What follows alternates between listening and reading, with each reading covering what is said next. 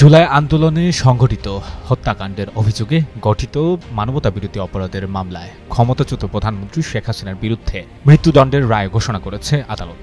চানখারপুলে ৬ জন নিহত হওয়ার ঘটনাকে কেন্দ্র করে এই রায় দেওয়া হয়েছে বলে উল্লেখ করা হয়। তবে তিনি বর্তমানে পলাতক অবস্থায় থাকায় প্রশ্ন উঠেছে, এ পরিস্থিতিতে কি তিনি রায়ের বিরুদ্ধে আপিল করার সুযোগ পাবেন?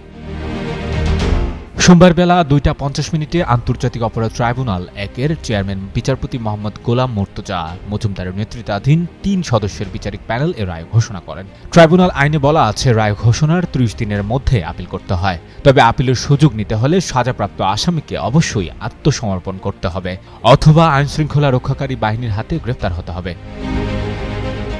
এমন অবস্থায় ট্রাইব্যুনালের প্রসিকিউটর গাজী এম.এইচ. তামিম জানিয়েছেন, আপিল করতে পারবেন না শেখ হাসিনা। কারণ হিসেবে বলা হচ্ছে শেখ হাসিনা পলাতক।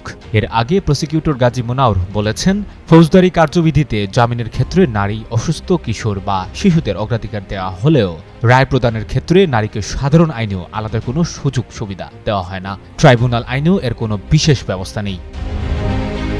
অ্যাটর্নি জেনারেল মোহাম্মদ আসাদুজ্জামান জানান, মানবতাবিরোধী অপরাধের মামলায় আন্তর্জাতিক অপরাধ ট্রাইব্যুনাল যে রায় দিয়েছে তা আসামিরা গ্রেপ্তার হওয়ার পর থেকেই কার্যকর হবে।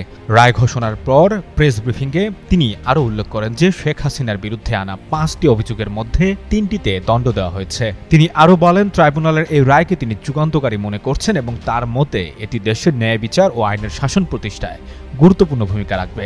এছাড়া তিনি আশা প্রকাশ করেন যে সরকার শেখ হাসিনাকে দেশে ফিরিয়ে আনার জন্য প্রয়োজনীয় সব পদক্ষেপ নেবে।